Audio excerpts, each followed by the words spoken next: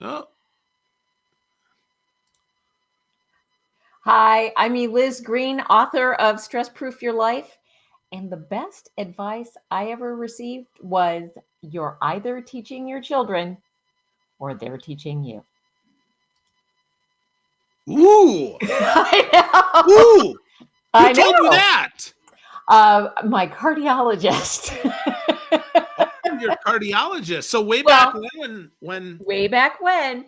okay. So you might remember, because Phil and I have known each other a long time, but not quite as long as this story is. No. When I was 35 years old, I had a heart attack right before my twin girls were delivered. And so they were 2 months early. It's a whole story. It's why this exists. Uh, but um, as you might imagine, having infant twins and trying to recover from heart surgery and all of that led to a lot of exhaustion. And I was talking to my cardiologist, who indeed saved my life on the day that the girls were born. And he is also a parent of twins, which was really very helpful. And I was talking about how, they were crying and they were, just keeping us awake and not letting me have enough sleep. And I'm like, they're just little, I got to do what I got to do. And he said to me, and they couldn't have been more than 3 months old at this point. And he said to me, either you're teaching them or they're teaching you. You have to decide which you want to happen. And it was like, oh, and that was really great advice. Wow. Wow, wow, Yep. wow. And So sometimes as they get older, they do get to teach you, but it is a choice. so talk to me about that, right? Mm-hmm. How's that helped your business though? Because I'm sure it Oh, has. that's a really interesting question. How has it helped my business? I think a lot of what I do is talk about choice. And that, I mean, that's in my world, in my work, I talk about stress and heart health. Most things related to stress and heart health are about making choices. So if you're constantly thinking when you're bringing up your children, okay, am I teaching them or them? Are they teaching me? Are they setting the rules or am I setting the rules? Those are choices. Same works in terms of what we do for our health, for our well-being, for our sanity. It all works. And that's what I've done. Probably true in making choices in terms of what I'm going to do with my business as well. Is it time to write a book? Is it all of those things? Just making conscious, intentional choices. Wow. I love that. I think there's so much there, right? I mean, that's so interesting that you say that, right? Time to write a book. So I remember Mm-hmm. when you decided, I'm finally going to write this book because you had a Yeah, different book that was I did. wonderful, but very short It and was. not nearly as comprehensive as this one. Mm-mm. And so, how did you make that decision? How did you make the decision to write Stress Proof Your Life? Ooh, well, uh, really, that started with a moment where it was one day about probably almost 10 years ago now when I was up for a couple of really big jobs with companies that everybody would know. And I found out on the same day that I didn't get them. And the same person, the same speaker, got them. So two to the same person. And this person, she is a Hall of Fame speaker. She is like uh very gifted speaker, but also has this really interesting body of work. One of those clients was mad that her boss chose that person over me and told me exactly why they hired her instead of me. I know. Very, very generous. That And never the happens. I know it doesn't. It doesn't happen ever. But she sat down and said, "Here are the things." And there were things like her fee, that other speaker's fee was 3 times as big as mine. Now, I know.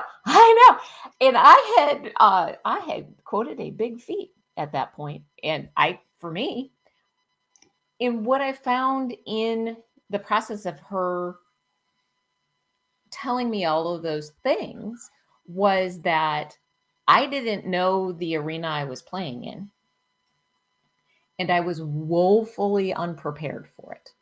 So I can't just decide my fee is 3 times higher and go, well, that's how much, because her boss said, well, she's 3 times more than Eliz. She must be 3 times better. That was the decision.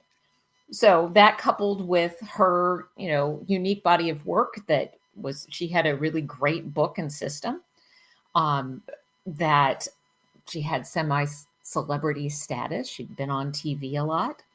I'm trying to get all of them. Oh, she looked like she'd been there before. She had the right kind of testimonials and the right names on her client list. So those things I looked at and said, wow, I was not well prepared for this at all. I do want to compete in that arena. I have some work to do. Those were all things I could fix, but I had some work to do. And one of those, the big pieces, was having a unique body of work that was purchasable by corporate America. So like 7 years later, right? Like it took that amount of work to get here. Like I'm a 7-year overnight success, right? Like, yes, I have this, but it took a lot of work. It was research study on job stress. With my initial data group was 4,000 people from all over the world in all kinds of different job categories and industries. So it was an investment, a choice to invest in my work, in writing the book, to propel everything along the line so that I could play in that arena. And now I play in that arena, which is lovely. Wow. That's awesome. That is awesome. Well, let's talk about that though, because that can cause a lot of stress. Sure. Knowing that you're not yet where you want to be, and not just knowing that, but then bang, getting smacked right in the face with, and by the way, here's exactly why you're not ready for this. Right. And then making the choice, right? So talk to me about what went through your head, Eliz, as you're hearing this and thinking, well, I didn't think, are you thinking, well, that isn't important, or what are you thinking?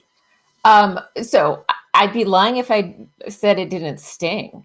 Like, twice in a day, hear that you lost an engagement to the same person. It stung. It's a little blow to the ego. Knowing why was actually very helpful. A lot of the times things don't work out and we don't know why. And there are not things that we can do proactively to change that. So I was lucky that happened. But it seemed like a pretty big hill to climb. And it took a lot of focus, which meant that I wasn't spending as much time doing other things.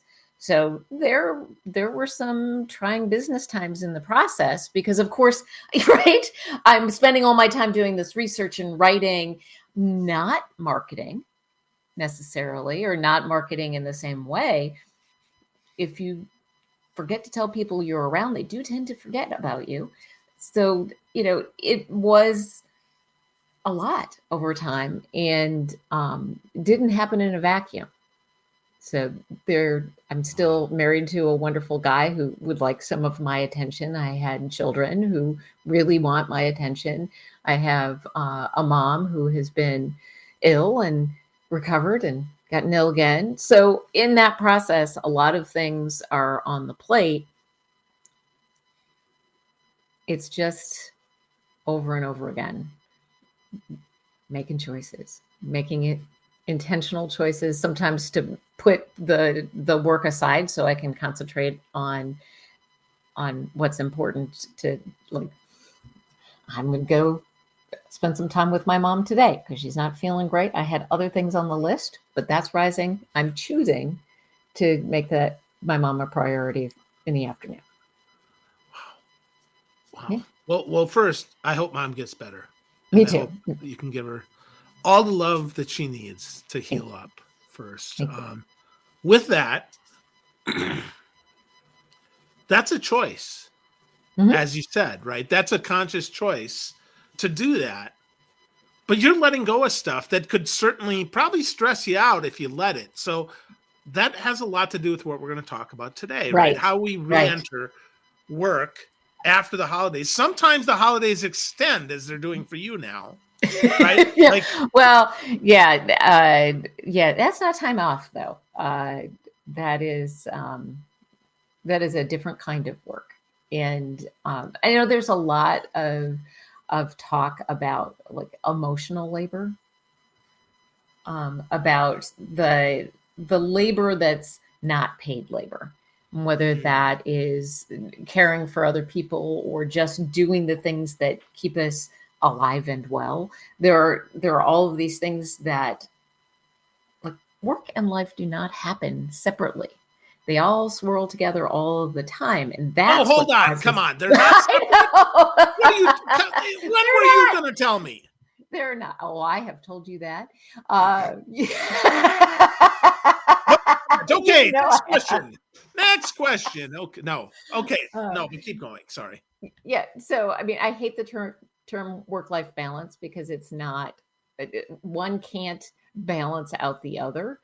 It all happens at the same time. It is about making intentional choices about what you allow into your stress environment and what you keep out, and then actively recovering from the stress you can't avoid. That is the whole premise of my work. So say that again. Say that again for people that weren't listening. Sure. It is making active, intentional choices about what you allow into your stress environment. We all kind of stew in our own stress environment. What are you going to let in? What are you going to keep out? And then actively recovering from the stresses that you can't avoid. I can't avoid that my mom is having health issues. I'm going to have to actively recover from that stress because I can't just say, nope, I'm not going to pay attention to that. I can't push that to the outside. Okay. All right. Okay, so that's a mouthful there. I'm just thinking. I'm replaying what you said, right? Active, intentional choices. Okay, I got that, right? Letting in and keeping out. Okay, I got that, and then actively recovering from the unexpected. Okay, I got that. So let's you did a good job there of giving us the active, intentional choices, and I think for a lot of us, just knowing that we have a choice, I think is helpful. Mm-hmm. But how the hell do we know what we keep in and what we keep out? Like, how do we know that? Like, is there, I've got glasses. Can I buy some extra spectacles that help this look better or what? So, not to keep going back to this, but there's an exercise in the book about how to do something I call stress ecology. So examine what's in your stress environment. Evaluate those things about whether or not they're enhancing your life or detracting from it in terms of what you hold most important for your life. Making decisions about whether they stay or you push them a little bit to the outside or you push them way to the outside. And then what are the things that you can't avoid? Maybe your job is stressful, but you need to stay in your job because that's what pays for all of the other things, right? We live in that environment. In a real world, yeah. In the real world, we don't all go, well, I'm going to go get, my dream job that allows me to have fun, every day for all of the hours of the day. No, there's stuff. I love my job, but there are stuff about it that I don't like that causes me stress. Of course there is.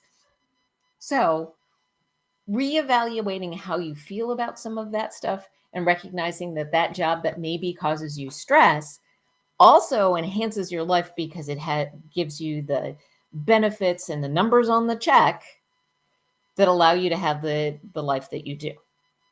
So part of it is really looking at the value of that thing that may be causing you stress. But also, if you can't move that out completely, really paying attention to the impact that it has on your stress and actively recovering from that. Because our bodies are really smart. When they sense something in your environment that's stressful, cortisol pumps into your system. It does all of these things that it's supposed to do. It raises your blood pressure and your heart rate. Makes your blood stickier. So, for example, if you got in a car accident, maybe you won't bleed to death. It also makes your brain completely focused on the task at hand. All really good if there's something that's an emergency in your stress environment, right? All of that's fine. It's also what makes things fun and exciting, right? So deadlines are stressful for a reason, right? Because that gives us that little zing so we can get the job done. So stress isn't good or bad. It's just a natural reaction to what's in your environment. However, if you live your life at this high stress, high cortisol level all of the time, none of us need higher blood pressure, higher heart rate, and stickier blood. That's not good for us. So we need it to come down every once in a while so that we can recover from what we're asking our bodies and our brains to take care of. And when we have all that cortisol flowing around our brain, it doesn't really think critically or creatively very well. So it's, when you're trying to write an article and you're super stressed, it doesn't work very well. Oh, so that's been my problem the last 10 years. Could be. Too much cortisol, Could right? be. That's probably why I gained some weight, why I was not creative. Absolutely. Right? I mean, that just makes so much sense. So, friends, if you're listening to this, right, Liz's book is Stress Proof Your Life. Chapter 5 talks about that stress ecology. So take a peek at that for sure. So, but that makes so much sense. And when you say it, it seems like that's so obvious, but we don't think about that. We don't think about that. Why is we that? don't think about that? I don't think that we are acclimated to the idea that stress is first just a natural reaction that happens in our body. We're all told that stress is bad. Like, you need to calm down. You need to have less stress, whatever. Stress isn't the problem.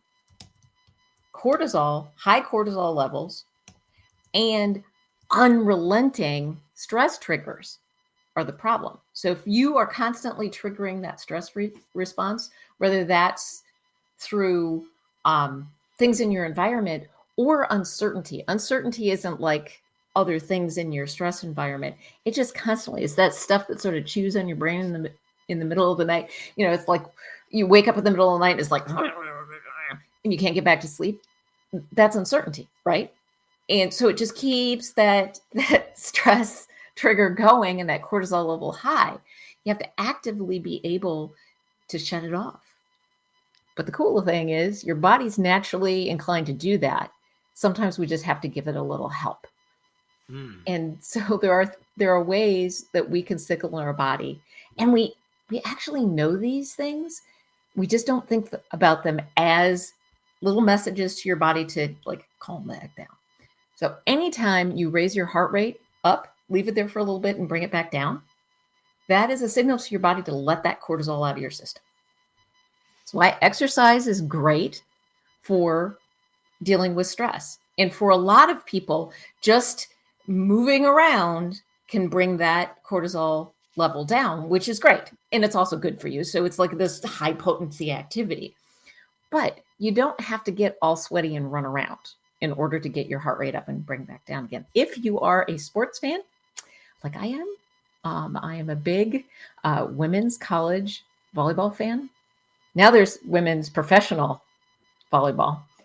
Same thing. Best spectator sport ever. If you're a fan like me and you're on your feet and you're yelling and you're, cheering for your team until they get the point, and then you sit down and you feel that little like where everything's just sort of settling and you get that sort of like, ooh, that's cortisol leaving your body. So you don't necessarily have to get all, sweaty and exercisey in order to have that same benefit. And anytime we change our breath when we're stressed, we take little short breaths. Anytime we lengthen and deepen them, that's another signal to your body to let go of that stress. That's why for lots of people, meditation, yoga works really well. But there are people who, if you make them sit still and listen to their breathing, it actually makes them more stressed because they can't shut that off. So they need something more occupying in order to disconnect from what's causing stress, and let that cortisol level down. So singing, for example, is a really great way. If you're singing in a choir and you're paying attention and it's very occupying, you're letting your brain disengage, you're lengthening and deepening your breath. Great way to lower stress. What about karaoke? Sure. Does that work for me? Absolutely. Because I can't sing in a choir. I'm not that talented. I used to be. Absolutely. So talk to me about that, right? Like, talk a little bit more about the music part, because that's fascinating to me. So there are lots of activities in the book. I know I'm going to keep going back to it. In the book, there is a list of activities based on your stress recovery personality. Like, do you need to be occupied, or do you need quiet contemplation time? So karaoke is a great activity for people who need to be occupied, because you're paying attention to the lyrics, you're paying attention to the music, maybe you're paying attention to the crowd as well. Your brain is occupied doing this activity. It's fun, which is always a good thing. You're lengthening and deepening your breath, and maybe you're actually raising your heart rate because it's exciting, right? You're having a good time. Stress isn't always bad. That creates some fun, right? Then when you're done and everybody claps for you and you have that sort of moment where you're like, woo, that was fun, cortisol's going away. That is awesome. I love that. I used to karaoke more. I should probably get back to that. So that's good. That's good advice. Here's something that I know for sure. Yeah. Is when people say, oh, I used to do that, that's the activity they should go back to. That's the one. But if you just had more karaoke in your life, you'd probably be less stressed and feel better. There we go. So that's I'll let my wife know that when we're done here. So that's good. So with that, you wrote an awesome article here about how to re-enter work post-holiday with less stress here. So, but I want to talk about strategy too, because it's the daily habits. I think the daily habits are really what makes all the difference, because it is something A, we can control, and B, it's something that feels good every day. Like, you didn't say weekly habit, you said a daily habit. So talk to me, Eliz, about why daily habits work for people and how that helps us stress less. Right. So I have been for 2 decades asking people to do things to improve their heart health, right? Everybody knows that they should do things about their heart health. Nobody wants to talk about it. Nobody wants to hear a speech about it. And it seems overwhelmingly hard. But if I said, hey, how about you just make a daily habit? Let's say that daily habit is going. Yeah, okay. One of my favorites, which I think is really powerful, but also simple to do, and I forgot to fill it up. There should be a glass of water right over here. I forgot mine too. And I should be able to pick it up. If you decided that between the hours of 9 and 5, you were going to drink a glass of water every hour. Simple thing, right? Set your timer, drink your water. An hour later, go up, fill it up again. Not only is that good for your body, because very few of us drink enough water over the course of a day. Water is necessary for our blood to pump through our bodies easier, keeps our skin hydrated and more plump, which is always lovely. It helps us get things out of our body. There you go. Out of our body. I went and ran. I took a quick break there. Got some water. Keep going. But I'm a big fan of an 8-ounce glass of water, just sitting there, and you're going to sip on it over the hour. Your timer's going to go off. You're going to get up, drink the rest of the water if you haven't finished it, get up, go fill it up again, maybe empty something else. Could happen. That's also good for you. And then come back. You're getting enough water. You're standing up once an hour, which is great. You're moving around a little bit, coming back refocused, which is great for your productivity. It's great for your eyeballs too, because now you've switched your focus from something this far away to something that far away. Good for your eyeballs. Good in lots of ways. You might consider 8 to 4 instead of 9 to 5 if you have the issue of having to get up in the middle of the night. But it's a simple little thing you can do. If you forget to drink your water between the hours of 11 and 12, you can just drink an extra one. It's like low hassle, low guilt, right? Just make a small daily thing. I have not said I'm going to move more. I'm going to lose weight. I'm going to improve my blood pressure. I have not made these grand goals. I just said I'm going to drink a glass of water once an hour between the hours of 9 and 5. Yeah. All of those other things may happen because I'm doing that, but that's not my goal. I'm just doing this thing hourly, daily, built up over time.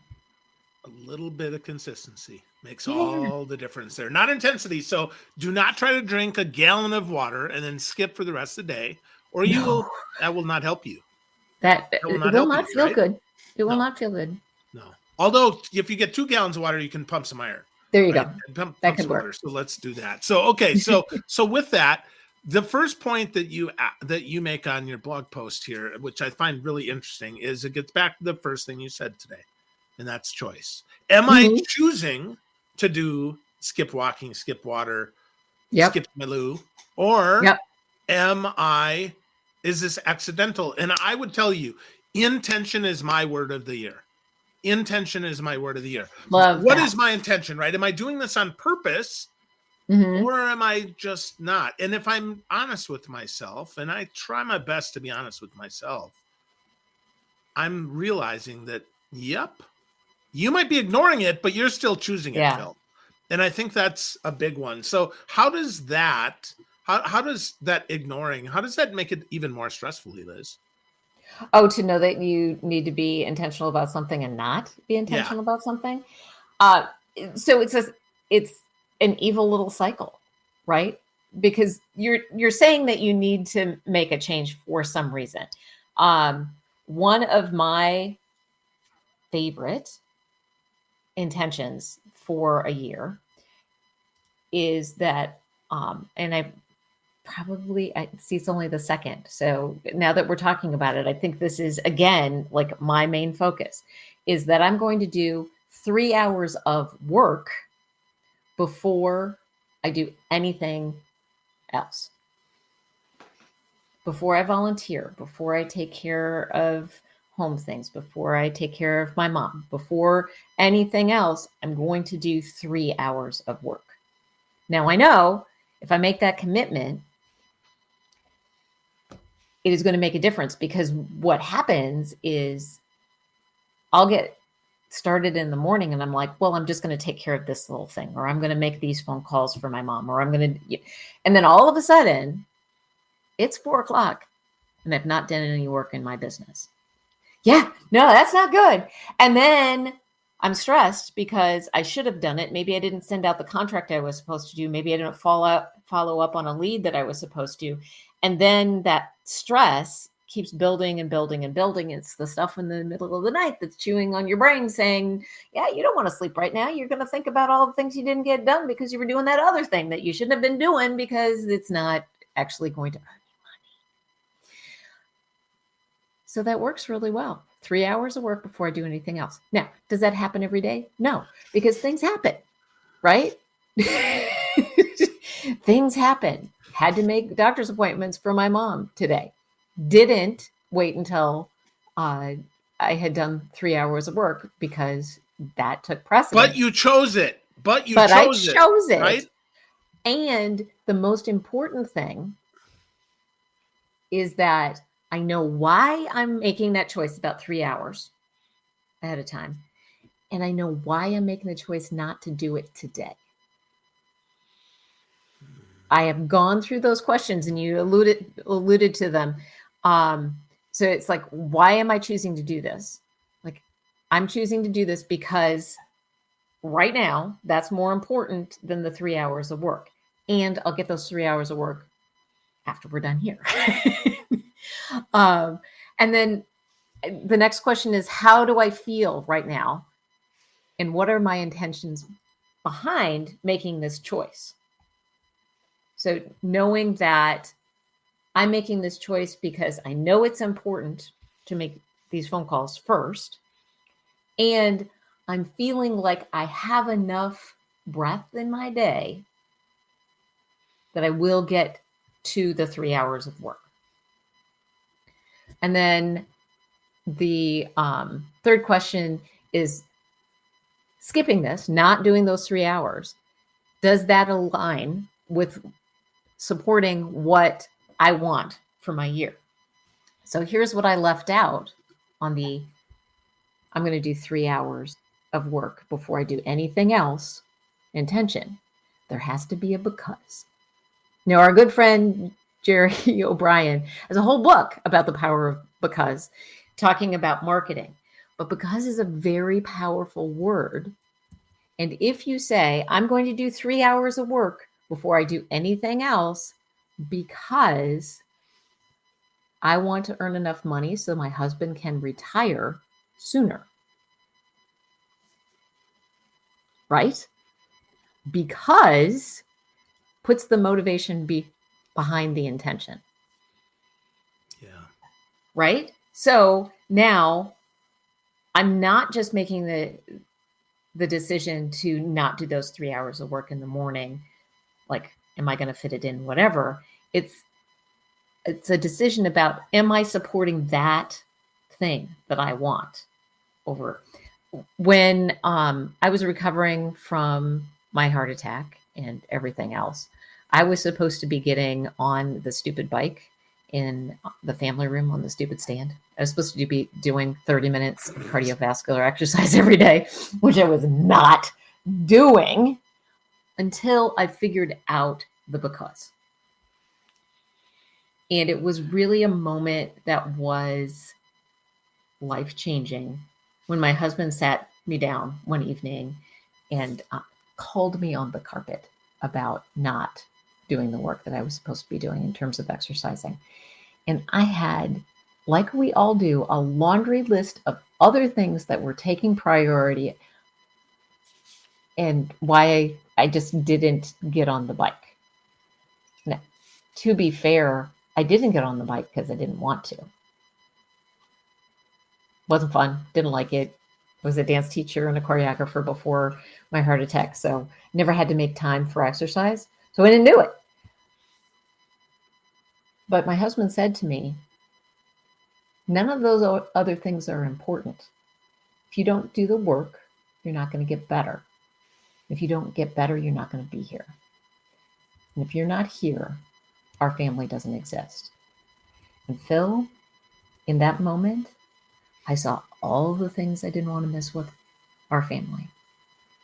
You know, I wanted to see those little tiny babies grow up and go to kindergarten. I wanted to be their Girl Scout leader. I wanted to watch them go all the way through and graduate from high school. It was really great to walk across the stage and get their high school diplomas and really, truly ugly graduation gowns. I did not cry when we dropped them off at their dorm rooms at their individual universities in front of them. They both graduated from college in 2023, which is pretty cool. I mean, can you imagine? They were little when you met them. Oh yeah. But they're college graduates going off to their professional careers, and I really can't wait to see what they're going to do in their lives. Clay and I look forward to watching them fall in love. Look forward to dancing with Clay at our girls' weddings. We look forward to welcoming their children into our family. But here's the thing. I know none of that is given. I have to do the work to get there. Those moments are the because that got me on the stupid bike. So when you connect those two together with what you know you have to do, you need to do, and why, that because makes a big difference. Then all kinds of things are possible. Wow. That is awesome. Well, friends, if you're looking for a better reason to buy a copy of Stress Proof Your Life, there isn't one. Because you matter.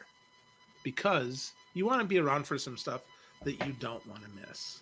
So, Absolutely Liz, if folks want to get started, though, reducing stress after the holiday so that they can jump back in, or maybe they can tiptoe back in, what would you give them?